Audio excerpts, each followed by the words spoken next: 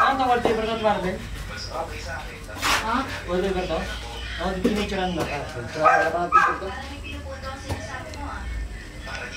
Teka.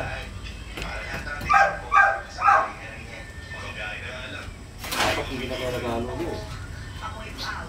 Nakatira. Saan natin yung... Tingnan nila.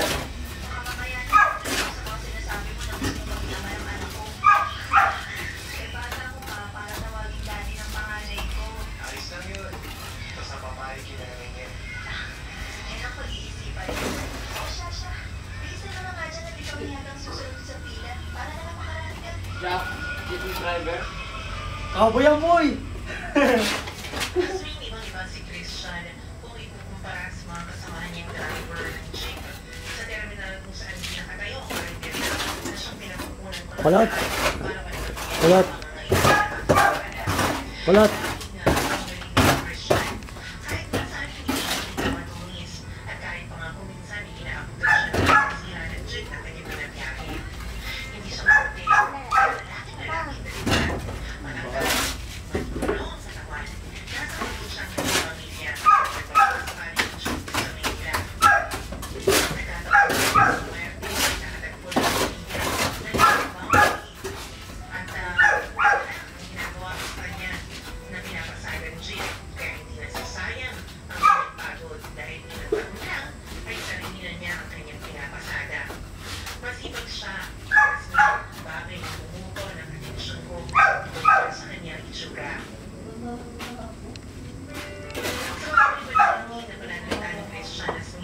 ay nararamdaman ko at naiintindihan ko ang kanyang gustong sabihin. Hindi naman sa pagbubuhat ng sariling bangko, pero kahit na may edad ako, ay hindi pa rin naman ako nagpapabaya sa aking sarili.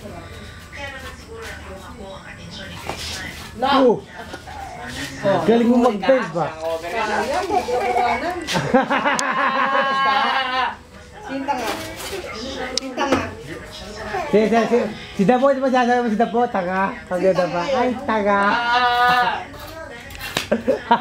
Kapil! Di ba kayo yung sasabihan si Dapo? Di ba sasabihan yung Dapo? Ay, tanga! Dapat siya pagsalitahan, galit siya.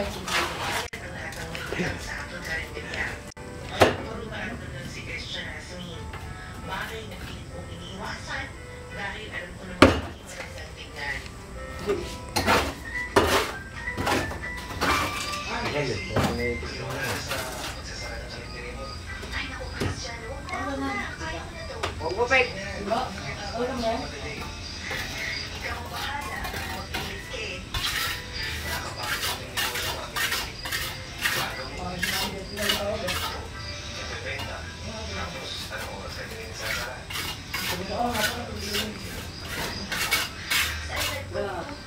Binubuhos ko na lang ang oras sa trabaho sa mga anak ko. Kailangan ko dito para mabuhay. Dapat, nagbibigay ka din naman ng oras para sa katawan mo.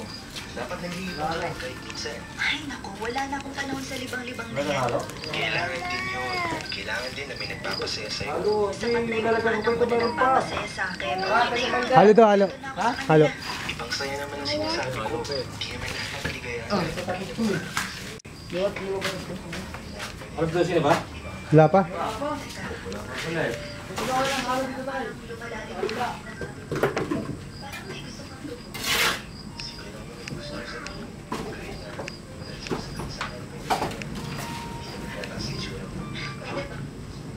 Hindi pa na ako ngayon ng bulahan.